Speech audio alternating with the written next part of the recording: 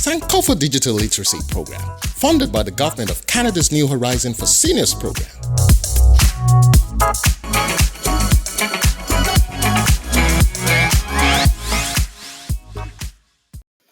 In today's tutorial, we're going to learn about accessibility features and our internet browser. First, what we're going to do is come down to our bottom right-hand corner of our screen, and we're going to click in this box. Here you'll find settings. Here you can see some options are already provided in the settings. And when you take a look at the bottom, you'll see these two dots. Sometimes you'll see more than two dots. This indicates that there's more pages to see. Let's click on this other dot and you can see that it highlights. Let's click and see where we go. Okay, here we are. So again, you can see that there's more options whenever you see these little dots that appear at the bottom of a page. We are going to click on our settings cog. This settings cog is an international symbol for settings. You'll find this on your phone and on your laptop, as well as tablets. Let's click on the settings now. We're going to initiate our Chromevox. Let's come to the menu and scroll down. We see advanced, a downward facing triangle, which indicates more information. Let's click there and we'll scroll once more.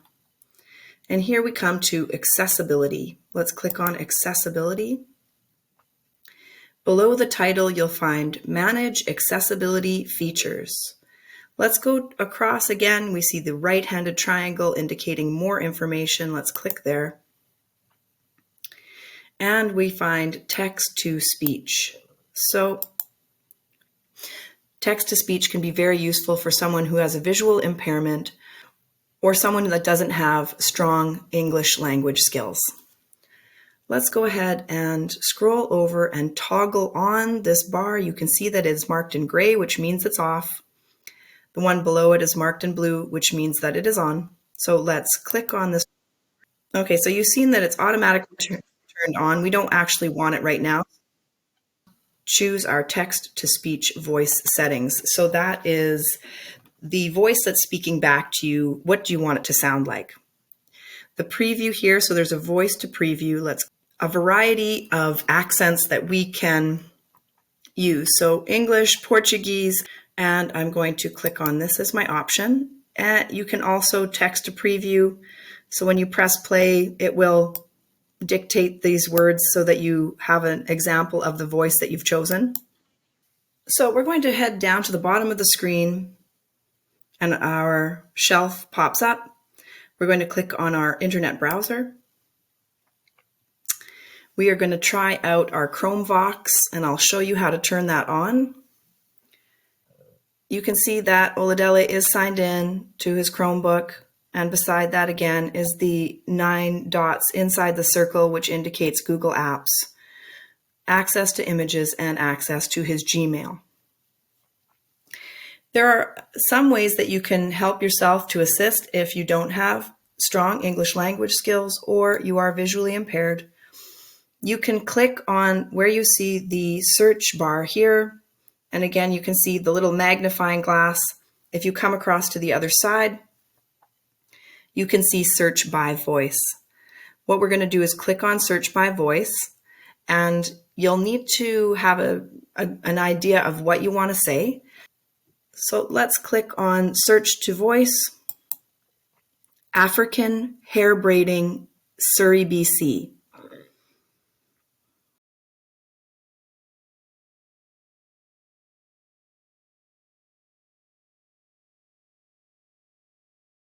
And what we want to do now is we want to turn on our text to speech.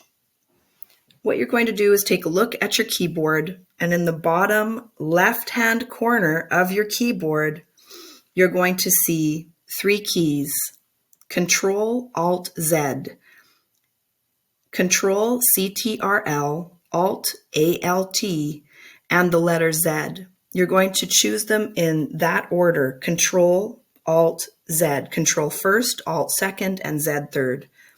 And let's see what happens with our Chromevox. So what we want to do is take our cursor and scroll over the phone number and the address, and we'll click on that. Unfortunately, in this clip, when I clicked on the address and the phone number, the computer did not pick up the sound, but it did actually dictate back to me the address and the phone number. Now we're just going to quickly turn off our Chromevox. There's two ways to do that. You can follow the same shortcut, which is Control-Alt-Z, and it will turn it off. And you choose the keys in that order, Control-Alt-Z. Or you can scroll up to the right-hand corner and click on the X at the top. I'm going to close by Control-Alt-Z, and I'd like you all to try that as well. We've found Berenice's braid and hair systems. That is in Richmond. And I just want to close out this box. I want to take a look at Google Maps while I'm searching. I'm going to click on Directions. And it's saying open with Google Maps or stay in Chrome. Let's stay in Chrome. If you open Google Maps, it will open up another browser on top of this one, and it can get a bit confusing as to how many browsers you have open. It's always important to keep in mind how many browsers you have open in the background. This can also affect how fast your computer is operating. So let's stay in Chrome. And then we're going to put in so I've just started typing.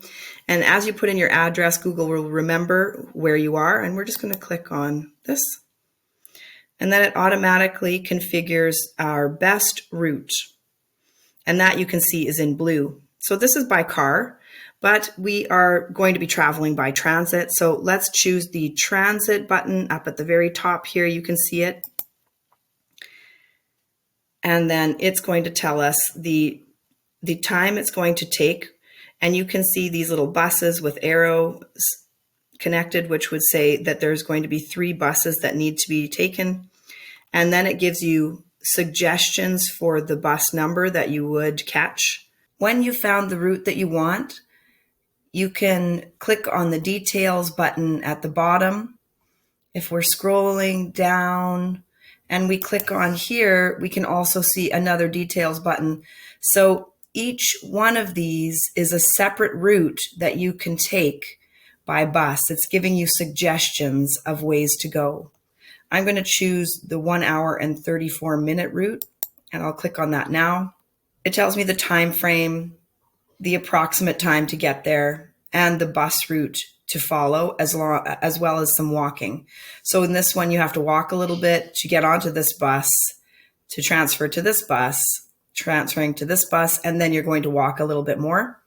And I'm going to click on details, and then up pops your route, and it gives you suggestions of how you can find your way to Berenice's braids and hair systems.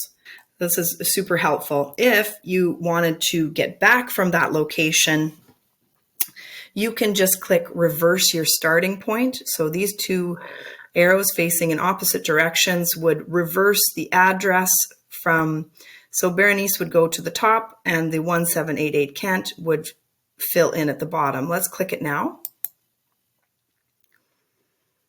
And now it is giving us the reverse route and the length of time to get back. Okay, so let's use our Chromevox again. And this time we're going to read off of the internet. I'm going to click on search by voice. Trinidad travel. And I want to scroll down and I'm going to take a look at Trinidad travel. This isn't actually really what I want. I want a more in-depth report. So I'm going to click again and search by voice. Trinidad travel guide. Okay. Here I will scroll down. Let's click on Trinidad and Tobago Travel Guide, Tips and Inspiration. And as I'm scrolling down, I'm just going to take a look for, okay, here we are. What I want to do now is I want to turn back on my Chromevox. Again, I want you to press on your keyboard Control-Alt-Z in that order, Control-Alt-Z. And at the very top, you see our Chromevox turns on. And I'm going to click on the first paragraph. Here you can see when I clicked on the paragraph that the orange box highlights the words. Unfortunately, the audio was not picking up on the tutorial video, but it is actually reading back the words from that paragraph. And you can see that at the very top of the page where the Chromevox is. You can see the words are up there in the black tab across the top, which indicates that it is dictating back to you. So now you understand Chromevox better and how it can serve you when you're searching for information and you want to have it text to speech. So that is your text to speech. I'm going to hit Control-Alt-Z, and that's going to close out the Chromevox.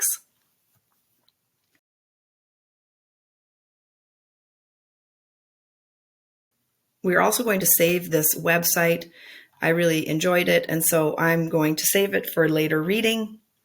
How we do that is you click on the star at the top here. You can click once. In the name, you can see that the entire name is highlighted. What Bookmarks does is it usually takes the first information that it receives, and so it will auto-fill in that name, and it can end up being quite lengthy. And you'll see that it can end up being quite lengthy. So I like to shorten the name, and I'm just going to I'm going to left click and drag all the way across. And actually, I think I'm going to keep the name of the website itself, which is Wanderlust and Trinidad Tobago, so I know which article I'm reading. I'm going to hit the backspace button, and I'm just going to leave a space in between there. This is going to go into my Bookmarks folder here. This is what it's showing, and I'm going to press Done. Then I just want to come up here and open up another tab. You'll want to pay attention to your tabs on your internet browser. You can open up many tabs. You don't have to open up a brand new window every time, as what you had to do many years ago. You had to open up a separate individual window, and now you can have your searches tabbed. So let's click on this plus, and it's going to create another search window for us. All right, so if you take a look up here, you can see that Wanderlust Trinidad and Tobago has populated in our search bar here. So this is for a quick search. And when you scroll over, it highlights it, and that means that you can click on it and it will take you to that website. Another way to look for that is if you head up to this icon here, which is a book, you click on this and it opens up this tab.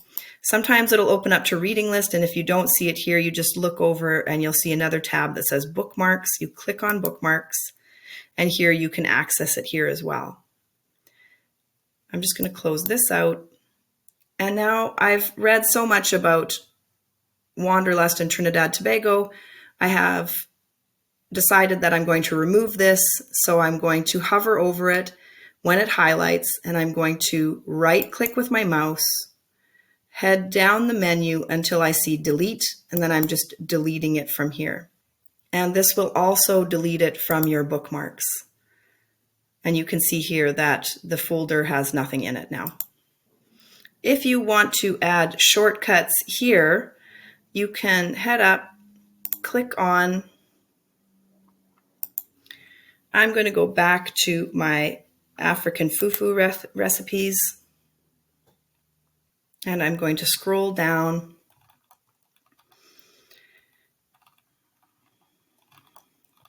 I'm going to click on Immaculate Bites.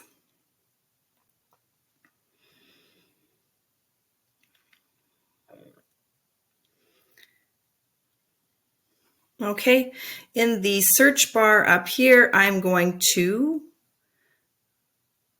and you can see as I scroll up, I get my text bar. I'm going to left click, hold down my left click and drag across to highlight the website URL, and then I'm going to right-click and copy.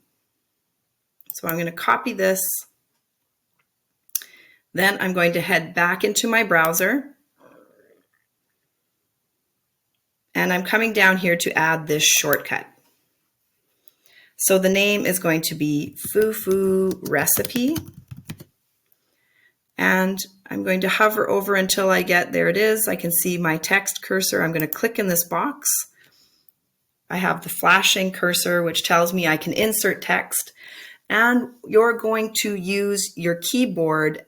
You're going to use your keyboard shortcut to enter the URL address. So how you do that is you will choose Control on your keyboard, CTRL, Control, and V. I want you to do that now. So take a look at your keyboard. You're going to find your Control button at the left bottom corner, and then you'll find the letter V. So you hit Control and then V, and you can see that the website populates in this field. Now I'm going to click Done. It's asking me, did I mean to do this? And yes, I did. And you can see the Fufu Recipe is right here attached to my web browser. So it's simple and easy for me to find. Cookies are a great way to enhance your online experience. Cookies are small text files that contain data created by the server upon your connection to the internet.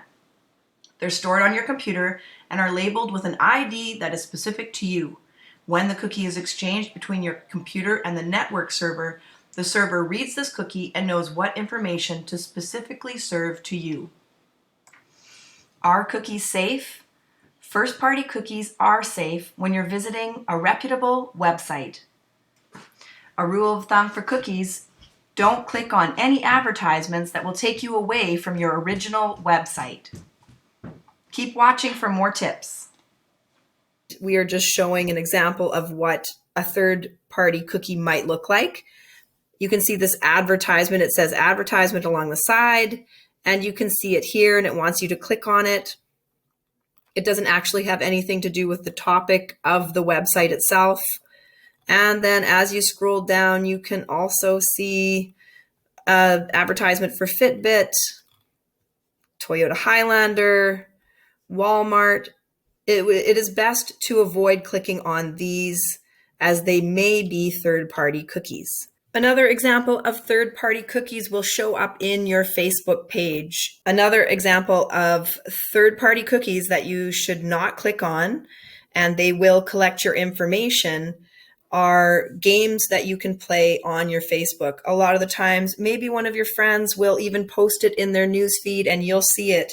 It'll be a short quiz about, we can tell how old you are by the kind of cupcakes that you like. You want to avoid playing those games. They do sometimes collect information. And what they're doing is they're collecting data so that they can figure out your passwords and other personal information about you. Again, here we are on the left-hand side of the menu, and I'm going to scroll to the bottom and show you an example of these. We're going to click here on Play Games. And as we scroll down with our mouse, we can see many games. In particular, these games here, OMG, Name Tests, BAM, WOW. These games in particular will collect cookies, okay? Let me click on Name Tests as an example and just show you what it would look like in your newsfeed. Okay, so here it is, and it's saying play now. Here you go. Are you a narcissist? Count the squares to see. How good or bad are you? Touch the sunflower to see what August will bring you. In some way, some of these can be third-party cookies, and so you just want to avoid playing these games if they show up in your Facebook newsfeed. I'm going to close this out now. And those are examples of third-party cookies that you want to avoid. Another feature that would be important to use throughout this process is learning screen capture. You can locate your screen capture. When you click on your settings down on the bottom right bar, you'll see screen capture here. When you click on screen capture, it offers a box that you can use where you'll click and it will save whatever is inside this box. You can go up into the top right-hand corner, and when you get the double arrow, you can drag this down and make the box smaller, more narrow, or it can take up the full screen. And when you're finished, you'll press capture in the middle, and this will save to your files. This will be useful if you find that you're having troubles in an application and you don't know what to do. You can take a screen capture and you can send it to the SSDLP participants WhatsApp. This way, we can ensure to help you the best that we can to resolve your issue. Okay, so let's click capture. So it's showing us the screen capture here, and it says it's copied to the clipboard, and we just want to close this out, or you can show it in the folder. Here it is, show in folder. So it's going to label itself as screenshot. I would recommend, if you do make a lot of screenshots, they're all going to be labeled screenshot. And so you'll want to personalize this screenshot in order that you can organize your files properly, unless, of course, you're deleting this image right after you've taken action with it.